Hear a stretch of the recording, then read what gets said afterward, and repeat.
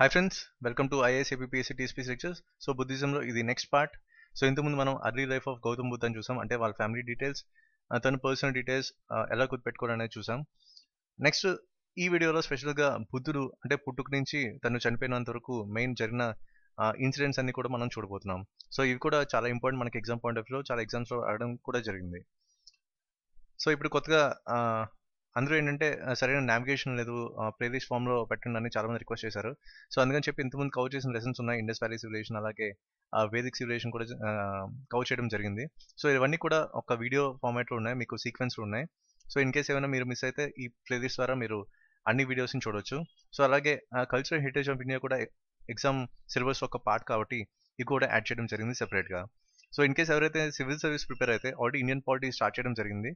So full in depth analysis మీకు బుక్స్లో కూడా మీకు అంత అనాలిసిస్ పార్ట్ ఉండదు. సో ఆల్రెడీ ఫస్ట్ లెసన్ అంటే historical background of Indian constitution కూడా కవర్ చేయడం జరిగింది.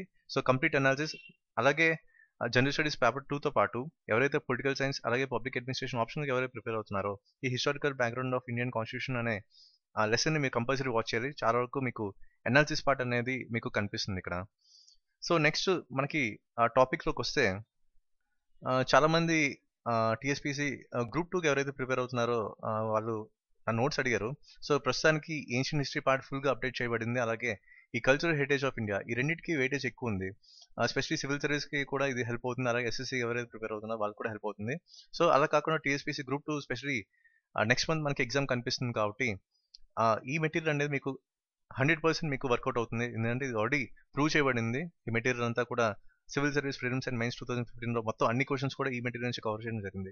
So ultimately difficult exam cover అయినప్పుడు ఆటోమేటిక్గా టీఎస్పీసీ గ్రూప్ 2కి ఇది 100% మీకు హెల్ప్ అవుతుంది.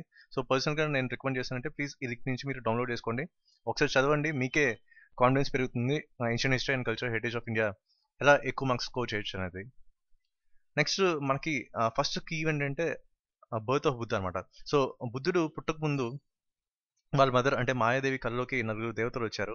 సో దేవతలు వచ్చి ఈ లేక్ అనుతట్ట అనే ప్లేస్కి తీసుకెళ్ళడం జరిగింది హిమాలయాస్లో. అక్కడ ఏంటంటే ఒక వైట్ ఎలిఫెంట్ ఈ లోటస్ ఫ్లవర్ని తీసుకుంటూ వచ్చి తన చుట్టూ ఒక 3 టైమ్స్ ప్రదక్షిణ చేయడం జరిగింది. సో 4th టైం అంటే డైరెక్ట్గా ఆ లోపలికి ఈ వైట్ ఎలిఫెంట్ నెక్స్ట్ ఈ లోటస్ ఫ్లవర్ వెళ్ళిపోవడం జరిగింది. సో ఈ ఇన్సిడెంట్ తో సడన్ గా తనకి మెలకు వచ్చింది. సో వెంటనే తన హస్బెండ్ తో షేర్ చేసుకోవడం జరిగిందంటే శుద్ధోదనతోని.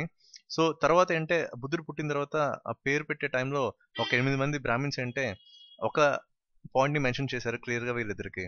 ఏంటంటే బుద్ధుడు అయితే ఒక పెద్ద మహారాజుగా అవుతారు, లేకపోతే పెద్ద సన్యాసిగా అవుతారని చెప్పారనమాట. సో ఇది మైండ్ లో పెట్టుకున్న శుద్ధోదన తనకి ఎప్పుడు తన రాజ్యం బయటికి వెళ్ళనివ్వలేదు అనమాట. సో సింపుల్ గా చెప్పాలంటే తన ప్యాలెస్ లో ఒక ప్రిజనర్ గానే ఉన్నాడు బుద్ధుడు.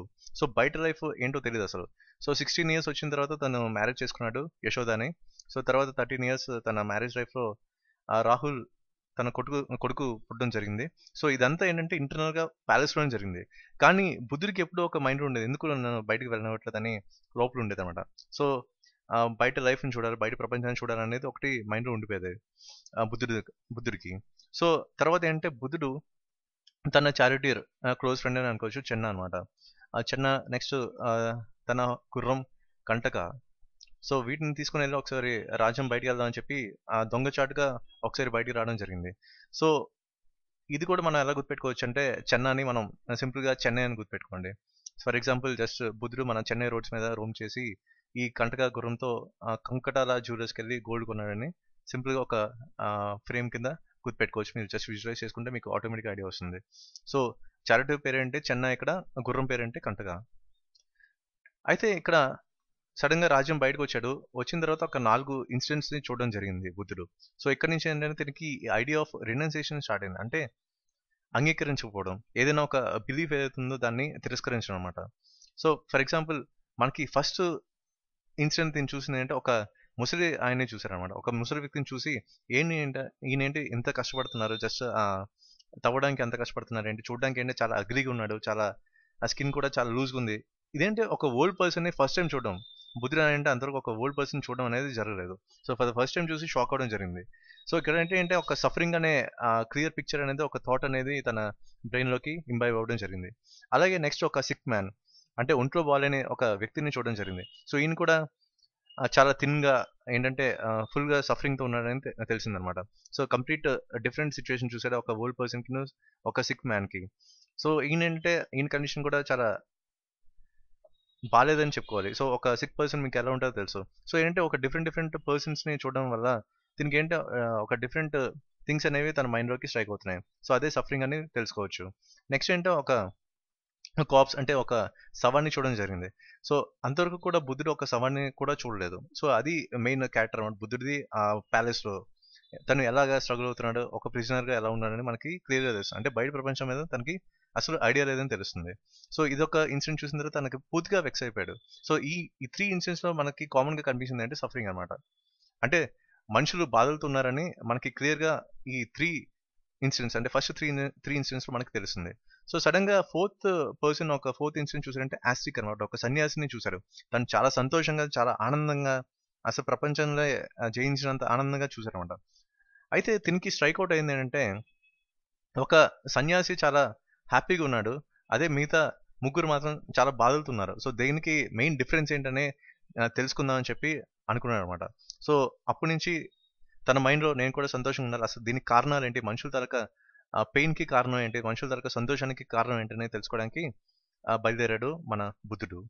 So, next 29 years up to తన గుర్రంతోని చెన్నాన్ని పట్టుకొని రాజ్యం బయటకొచ్చి ఒక నది ఒడ్డున తన హెయిర్ మొత్తం క్లీన్ చేసుకొని, తన రోబ్స్ ఏదైతే ఉన్నాయో తన ప్రిన్స్ రోబ్స్ అన్ని తీసేసి జస్ట్ ఒక ఫార్మల్ క్లాత్‌తో ఒక డ్రెస్ లాంటిది ఫార్మ్ చేసుకొని తన హెయిర్ మొత్తం షేవ్ చేసుకొని వచ్చేసారనమాట.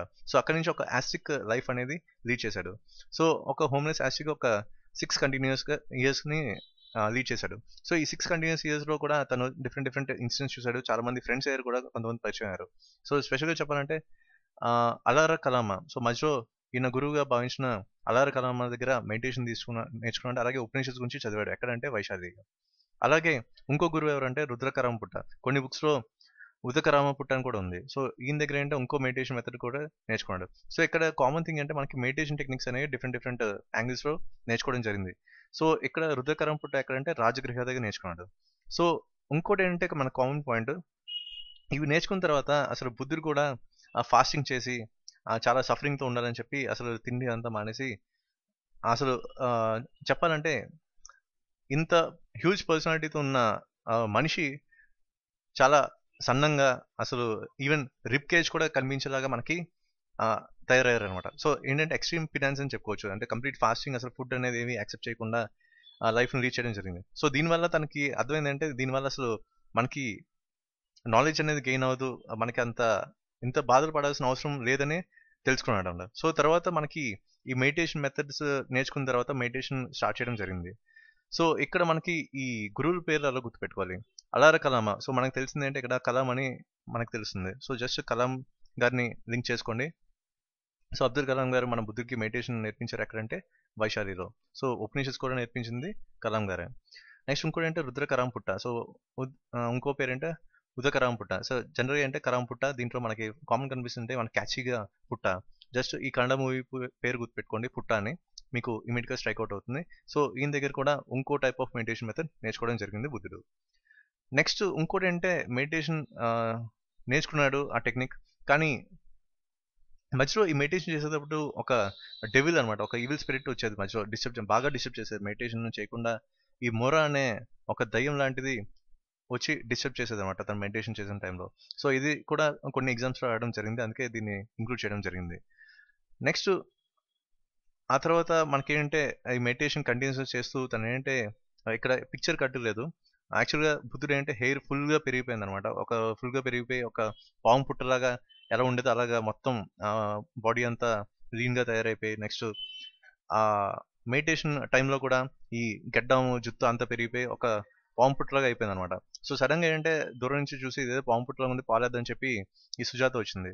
సో, అక్కడ మిల్క్ పోయడం ద్వారా సడెన్‌గా మెలుకువ వచ్చేసి బుద్ధుడు సడెన్‌గా లేచారనమాట. సో, దాంతో ఈ ఇన్సిడెంట్‌కి షాక్ అయింది. ఈ సుజాత ఎవరంటే ఈ ఫార్మర్స్ డాటర్ అనమాట. అక్కడ దగ్గరలో ఏంటంటే ఒక ఊరేంటంటే అది ఉరువేల. సో, ఉరువేల దగ్గర ఇదంతా అవుతుంది ఈ ఇన్సిడెంట్ అనేది. సో, అప్పుడు చూసి బుద్ధుడికి సుజాత ఈ రైస్ మిల్క్ అనేది ఆఫర్ చేసింది ఎక్కడంటే బోధ్గయాలో. సో దీని తర్వాత మెడిటేషన్ చేసిన టైంలో 49th day at the rate 49th day ఎక్కడంటే నిరంజన్ రివర్ దగ్గర, ఊరు ఎక్కడంటే ఉరువేల. సో ఇక్కడ ఎన్లైట్మెంట్ జరిగింది. సో కంప్లీట్ జ్ఞానోదయం అనేది జరిగింది ఎక్కడంటే బోధ్గయాలో. సో 49th డే 49వ రోజు మనకి బుద్ధుడికి కంప్లీట్ ఎన్లైట్మెంట్ అనేది జరిగింది. సో ఇది మనకి మెయిన్ కీ ఈవెంట్ ఎక్కడంటే ఒక పీపుల్ ట్రీ కింద జరిగిందని చెప్పుకోవచ్చు. నెక్స్ట్ తిన ఎన్లైట్మెంట్ అయిన తర్వాత, తిన జ్ఞానం పొందిన తర్వాత కొంతమంది చెప్పాలి. సో అందుకని చెప్పి వీళ్ళు డిసైపుల్స్ ఎవరంటే కూడా ఫస్ట్ వీళ్ళు ఎవరైతే గురువులు ఉన్నారో మనం చెప్పినట్టు అలార్ కలామా, నెక్స్ట్ రుద్రకామ పుట్ట. సో వాళ్ళ దగ్గర కూడా ఈ 5 డిసైపుల్స్ కూడా శిక్షణ తీసుకున్నారు. వీళ్ళు కూడా మెడిటేషన్ టెక్నిక్స్ నేర్చుకున్నారు బుద్ధుడితో పాటు. సో ఆ తర్వాత ఆ బుద్ధుడు వాళ్ళ ఫ్రెండ్స్ ఎవరైతే ఉన్నారో బేసికల్గా వాళ్ళని డిసైపుల్స్ కింద తీసుకొని తన ఫస్ట్ సెరమనీ ప్రెజెంట్ చేశాడు ఎక్కడంటే సారనాథ్లో ఒక డీర్ పార్క్ దగ్గర. సో దీన్నే మనం ధర్మచక్ర పరివర్తన అంటాం. సో ఈ 5 డిసైపుల్స్ ఎవరంటే అశ్వజిత్, ఉపాలి, మొగలన్న, సారిపుత్ర, ఆనంద. సో ఇది ఫస్ట్ సెరమనీ తరక main key drawback and key event, దాని బ్యాక్గ్రౌండ్ వర్క్ అని చెప్పుకోవచ్చు. నెక్స్ట్ తర్వాత తన సెరమనీ ఇచ్చిన తర్వాత చాలా మందికి తన నాలెడ్జ్ని ఎడ్యుకేట్ చేశాడు. చాలా మంది ఎడ్యుకేట్ చేసే నాలెడ్జ్ని ప్రెజెంట్ చేసి వాళ్ళకి ఎడ్యుకేట్ చేయడం జరిగింది. సో చాలా మంది రాజులకి ఎడ్యుకేట్ చేయడం జరిగింది. అలాగే పీసెంట్స్తో కూడా తను ఊరున మూవ్ అయ్యి తన నాలెడ్జ్ ఏదైతే గెయిన్ చేశారో అందరికీ పంచాడు అనమాట. సో ఇలాగా ఒక 45 years మొత్తం ఈస్ట్ ఇండియా అంతా టూర్ చేయడం జరిగింది, తన నాలెడ్జ్ని స్ప్రెడ్ చేయడం జరిగింది. సో తను చనిపోయే ముందు ఒక ఊరు వెళ్ళాడు, అదే పావుపురి అనమాట. సో పావుపురి మనం ఈజీగా పానీపూరి అని లింక్ చేసుకోవచ్చు గుర్తుపెట్టుకోవడానికి. అలాగే ఇక్కడ ఏంటి చందా ఎవరంటే తన ఫాలోవర్, తన లాయల్ ఫాలోవర్ అని చెప్పుకోవచ్చు. సో చందా ఏంటంటే ఈ పావుపురి ఊర్లో తనకి ఫుడ్ ఆఫర్ చేయడం జరిగింది. అదేంటే బ్యాడ్ మష్రూమ్స్ అండ్ పోర్క్ అనమాట. సో చందానికి మనం ఈజీగా చెప్పాలంటే చందా కోచార్, మనకి ఐసిఐసిఐ బ్యాంక్ CEO. సో చందా కోచార్ ఫాలోవర్ అనుకోండి, బుద్ధి ధరకు ఫాలోవర్ అనుకోండి. సో తిని ఏం ఆఫర్ చేసిందంటే బ్యాడ్ మష్రూమ్స్ అలాగే కొంచెం పోర్క్ ఆఫర్ చేయడం వల్ల తను ఒక బ్యాడ్ డిసీజ్తో చనిపోవడం జరిగింది అనమాట.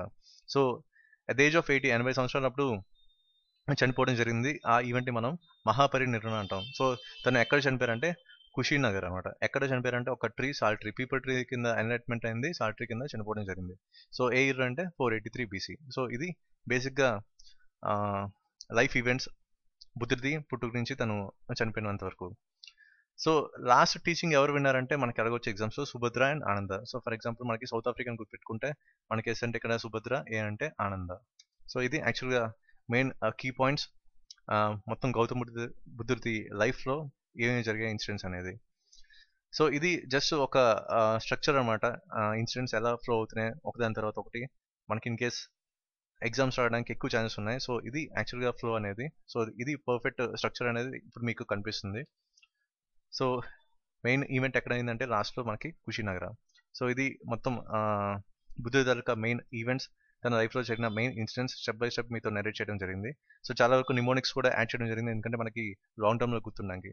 సో ఇది యాక్చువల్ థింగ్స్ మొత్తం లైఫ్ ఆఫ్ గౌతమ్ బుద్ధ తాలూకా పార్ట్ అంతా ఎండ్ చేయడం జరిగింది. So thank you for watching this video, and please subscribe to our channel IAS APPS CTSP lectures for more videos. Thank you for watching this video.